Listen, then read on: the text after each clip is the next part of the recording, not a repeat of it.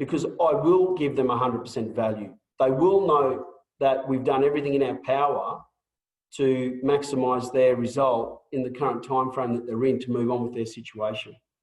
Do I sell everything? No. But you know, and you sort of said before, you know, all the awards and all the stuff that I've won over the years.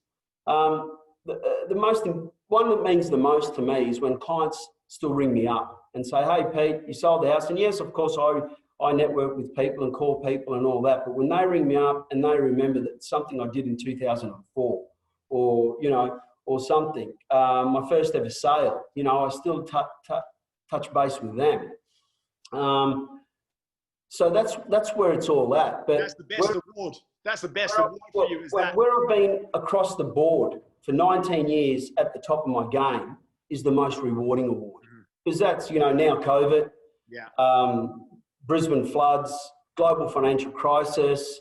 What else have we encountered over the years? And we're going on about COVID. Well, you know what? Touch wood, it's the last disaster or tragedy we're going to have in our lives.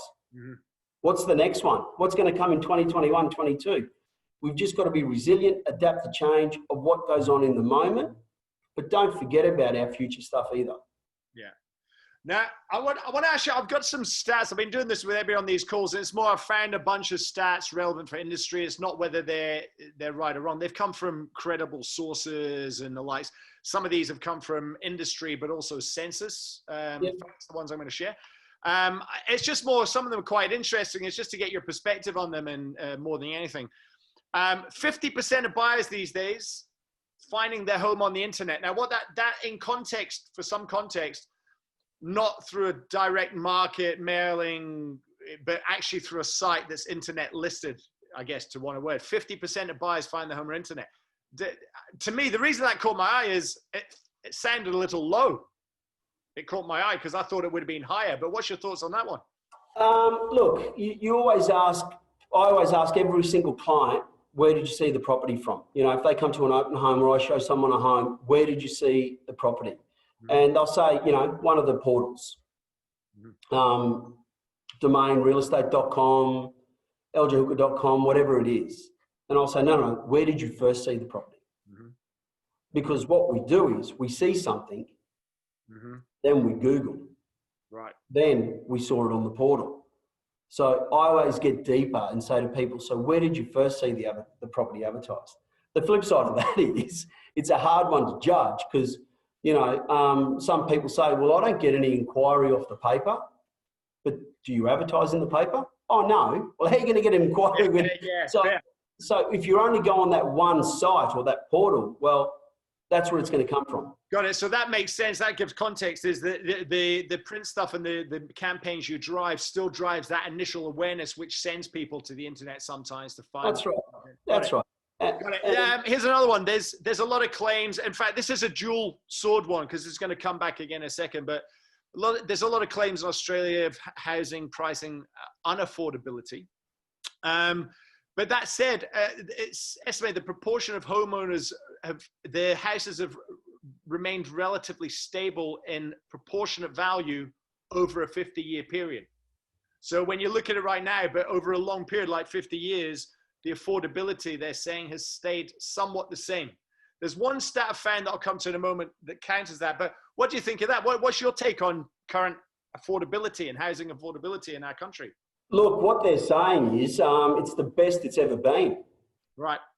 Affordability is the best it's ever been. Wages are quite strong. Yes, they haven't gone up, but they're still very strong. Interest rates have plummeted. You know, interest rates have never, ever been lower and really can't go any lower. If they go any lower, they're going to go to zero. And a lot of times it's not what you earn, it's what you do with your money. You know, it's what you do with your money. So, you know, it's where you spend it and whatever. But if you really, we're a blessed country. Like, you know, if you can't make it in Australia, something's not right. Something's not right. You know, where they say the land of opportunity. Wow. They're doing, and Melbourne, wasn't Melbourne topper in the top couple of cities for most livable cities? We'll see how it goes in 2020 after all this malarkey. Yeah, here's a couple of that point. Average home increase prices in the last 10 years, on average, Australia around 5.6, 5.7% as a medium. Now, put that in some context. Sydney's slightly higher at 6. Melbourne's quite a bit higher at 7.2. Darwin even, 6.3. Brisbane, quite a bit lower at 3.7. But to your point of land of opportunity, in the same 10-year period, pricing and housing average in Hong Kong has been over 18.5%. In Turkey, over 18.5%. In Ireland, close to 17%. And even our counterparts in New Zealand estimated to be closer to 10%, which is somewhat speaking to your point about land of opportunity, is it? Were you aware of that, or does that sound about right? Oh, mate, I think we get caught up in these values, you know, like it's crazy that we can't lose a cent on real estate. You know, we'll go buy a bloody $200,000 car, we lose 120 grand in 2 seconds and we don't care. You know what I mean? We'll go buy a bloody iPhone for 2 grand and it's worth $50 the next day and we don't care. Yeah. But it's been pumped into us from kids this big that you can't lose money on real estate, you know, and over time, it goes to show that the market, if you go back in history, if you go back your 50 years that you said, if you work it out, the market doubles every 10 years. And you might sort of say, well, we're 2020.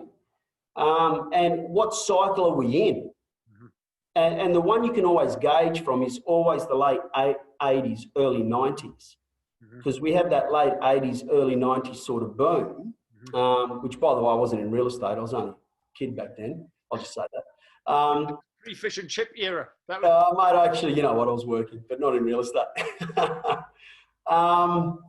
But it took 13 years for the next boom to happen.